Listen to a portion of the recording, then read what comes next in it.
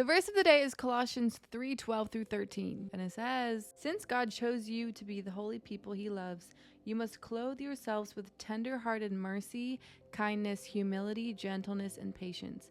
Make allowance for each other's faults and forgive anyone who offends you. Remember, the Lord forgave you, so you must forgive others."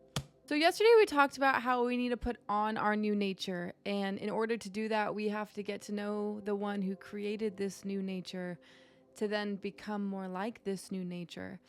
And today's verse highlights another layer of that, because our new nature is the fruit of what today's verse talks about when it says, have a tender-hearted mercy, kindness, humility, gentleness, and patience. All of those things are birthed from putting on your new nature and from the Holy Spirit and walking with God. And I think it's important to note that earlier in this chapter, is it Paul who wrote this? Who wrote Paul? Paul wrote everything. Paul, in verse 5 and 8, highlights what our sinful nature is. So he says, "Put to death the sinful nature, the earthly things lurking within you, sexual immorality, impurity, lust, evil desires. Don't be greedy." And then verse 8 says, "It's time to get rid of anger and rage, malicious behavior, slander, and dirty language." So he's highlighting what our sinful nature will birth and what comes when we follow our own desires, which I think is so funny. Like, and I've said this before, but it's just like, I think the whole world can agree that those things aren't great.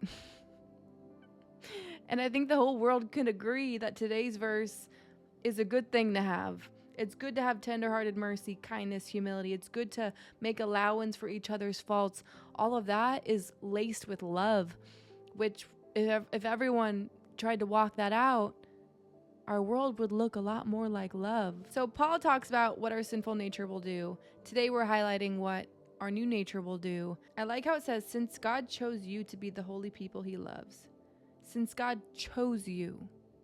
I think we have to remember too that we have to choose him back.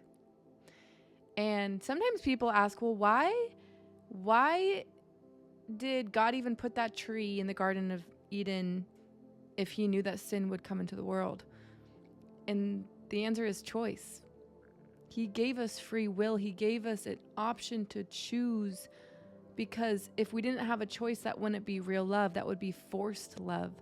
So we have a choice to choose love, because that's real love. I just love that it highlights that since God chose you to be the holy people he loves, we must then walk out having tender-hearted mercy, kindness, humility, gentleness, and patience, making allowance for each other's faults, and forgiving anyone who offends us, because God forgave us. There's a verse in the Bible where it talks about if you don't forgive your neighbor, God can't forgive you, because you're standing in unforgiveness, and God can't forgive what you choose to hold on to. And so we have to continue to forgive every time we're hurt. In the Bible, it says forgive 70 times 7 times. That's a lot of times, because every day we get hurt. Every day people fall short and disappoint us. Every day we have to stay out of offense and choose to love and to see people the way God does. And if you think about it, if you are withholding love from people and standing in unforgiveness, and you're trying to accept forgiveness from God and walk with him,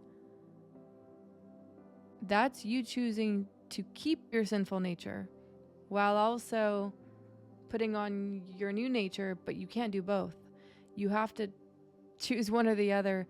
And if you stand in unforgiveness and you hold grudges and you keep count of the wrongs people do to you, you can't simultaneously tap into the Spirit of God that forgives those very things.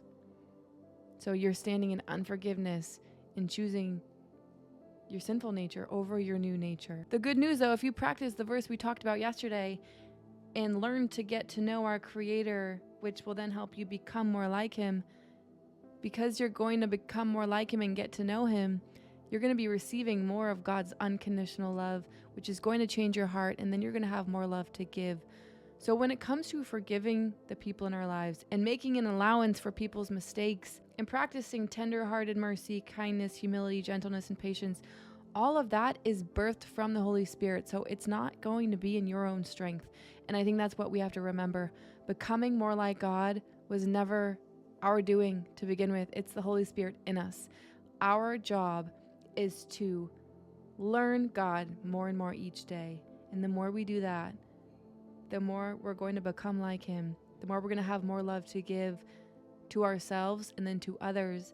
And the more we're going to be putting on this new nature and letting go of any part of our sinful nature. And I think that making allowance for people's faults comes easier once you really do get to know God, because you start to understand that we're not fighting people. We're fighting principalities, strongholds, evil things.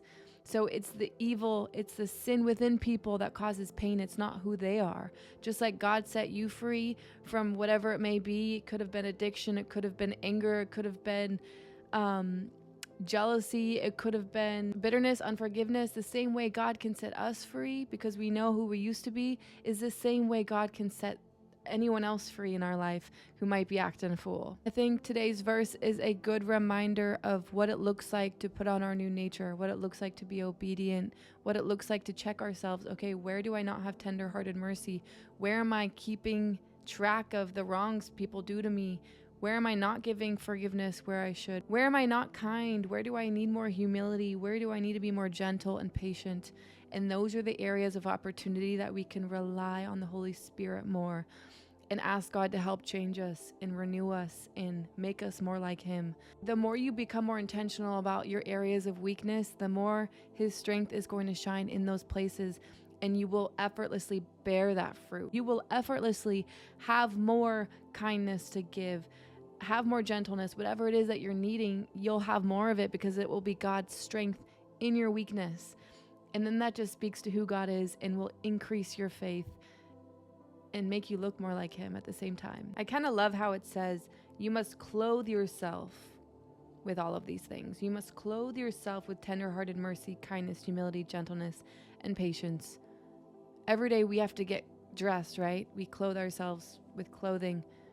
Every day we have to clothe ourselves with these things, because every day we have an opportunity to be angry and mad and judgmental and full of our sinful things. But we also have an opportunity to take those things off, to get rid of our sinful nature and to put on forgiveness, to put on mercy and kindness and humility. It's a choice, right? We have to choose to clothe ourselves with these things. And what that looks like is simply turning our eyes to Jesus and being like, Holy Spirit, give me more patience. I feel impatient. Holy Spirit, help me to rely on you more and to be aware of my need for you. I want more humility. And actively doing that will help you clothe yourself on a daily basis. Okay?